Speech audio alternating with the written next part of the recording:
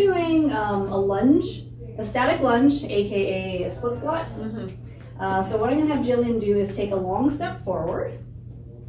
There you go. Good. So obviously it's not so long that she's going to lose her balance, but it's not just a walking stance, right? So she's probably got, what, 3 feet-ish? Probably. Yeah.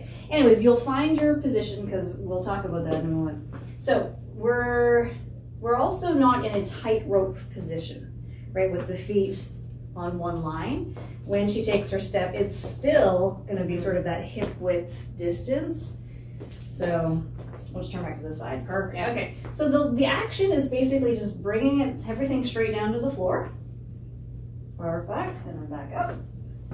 And then back down. So this is the action. The things that we want to keep in mind is that the weight is through the heel and the midfoot. Toes are present, but they're light on the floor. Hi. So when she lunges down, she can sort of just drive through this kind of a line, and the knee doesn't jut too far forward. The knee's going to come forward a little bit. That's 100% okay. We just don't want it to be like shooting out over here. When that happens, you'll notice because the heel comes off. So if I just tell her to focus, drive the heel into the floor, the knee tends to stay in its own lane. Yeah. With the other leg, I like to say like an 80-20 weight distribution.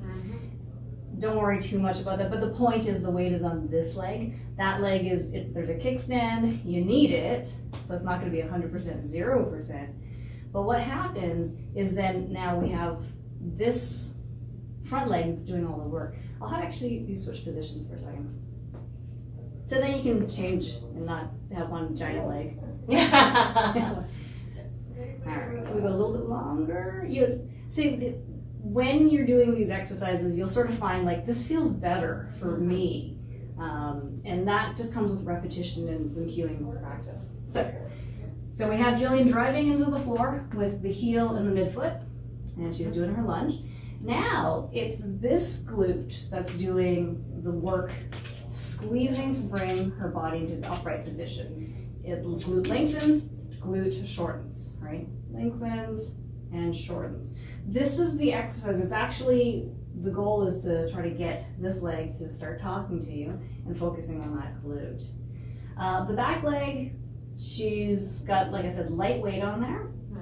What happens if we go from that 80-20 weight distribution to more like a 50-50 weight distribution? There's a lot of strain on this quad. We'll switch sides again.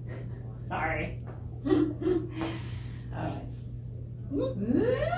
Core. There we go. Core. There we go. So with that 50-50 weight distribution or more on that leg, you're getting a lot of pull on that quad, and people will say, oh, you know, it hurts my back knee. Yeah, you also get more on the quad in front. Yeah. So, you know, unless you're physio or, you know, orthopedic surgeons, like we want to actually focus some action on there. So you might run into someone who says, well, I'm supposed to be feeling it back there.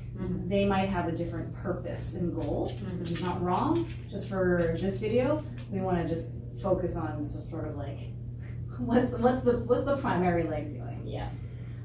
So not only do we have this going on, but we want to address over what's going on with the upper body. Abs are nice and tight. Posture is upright, chest is open, shoulders are sort of down and relaxed, neck is long, and gaze is forward.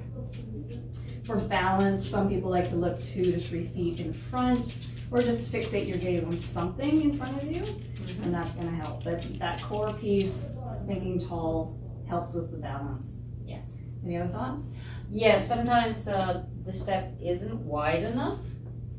Some people do like the little step. Oh, like a little curtsy. They'll do the little curtsy and they end up going the little and shoving their knee forward, right? Yeah.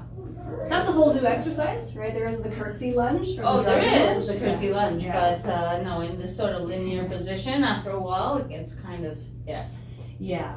So we're going to propose sort of the longer step. Yes. In sort of a traditional lunge versus the shorter ones. Yeah. So that's it?